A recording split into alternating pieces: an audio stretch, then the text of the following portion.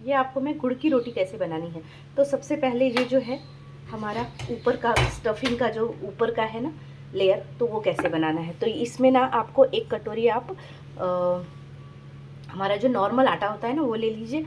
उसके बाद उसमें पाव कटोरी बेसन डालिए। उसके बाद थोड़ा सा उसमें ना आप तेल डालिए, बिल्कुल आधी चम्मच, 1 चुटकी नमक डालिए। और उसके बाद सब अच्छी तरह से गूँथ के और उसको कड़क गूँथना है। ये जो है ना, ये देखिए ये कड़क है ऐसे, तो कड़क गूँथना है। उसके बाद क्या करना है आपको, इस तरह से रोटी ये बहुत ही अच्छी बन जाती है। ये देखिए एक बना के रखी मैंने, इस तरह से कड़क रोटी बनती है। तो इस तरह से हमें कड़क बनानी है। उसके बाद क्या करना है, ये जो है ये 1 कटोरी तिल लीजिए, पाव कटोरी इसमें बादाम दाना जो होता है ना हमारा, वो उसका बारीक करके डालिए। और तिल जो है ना वो अच्छी तरह से भून के, बादाम दाना भी अच्छी तरह से भून के और मिक्सर में से निकाल के और उसको डालिए। और उसके बाद तिल जो है दरदरा पीसिए और बादाम दाना बारीक एकदम करना है आपको। उसके बाद उसमें क्या करना है, 2 चम्मच आपको शुद्ध घी में बेसन जो होता है ना वो डालिए उसमें। और उसके बाद थोड़ा सा 1-2 चम्मच तेल डालिए और अच्छी तरह से मैश कीजिए। इस तरह से ऐसे होना चाहिए। तो ये जो है इस तरह से अगर आप बनाएंगे ना,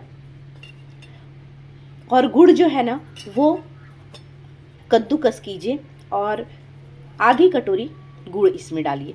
तो ये सारा इस तरह से मिश्रण होना चाहिए। और ये जो है ना, ये देखिए ये जो रोटी बनाई है ना वो बहुत पतली भी नहीं है, बहुत मोटी नहीं है, और पूरे साइड तक तिल का जो गुड़ है ना वो जा रहा है। और ये जब हमें तवे पे डालना है ना, तो हमें तवे पे ये इस तरह से उठा के डालना है।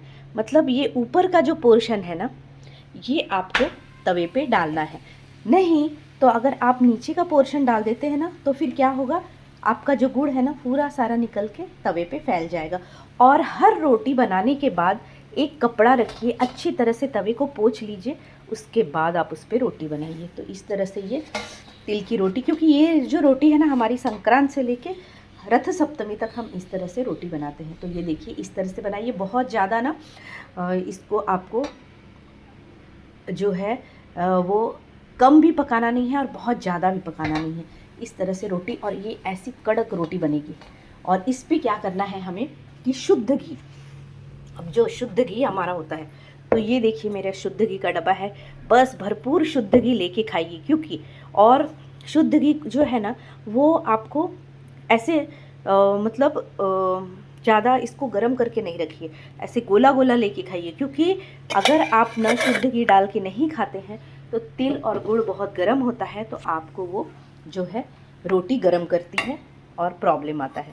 तो इस तरह से ये देखिए इस तरह से बनाइए। और उसके बाद, और जो हमारा ये है गैस का जो फ्लेम है ना एकदम बिल्कुल इतना बारीक रहना चाहिए, तो वो अच्छी तरह से ना गुड़ पकता है और वो जो रोटी है वो कड़क रहती है, जलती नहीं है।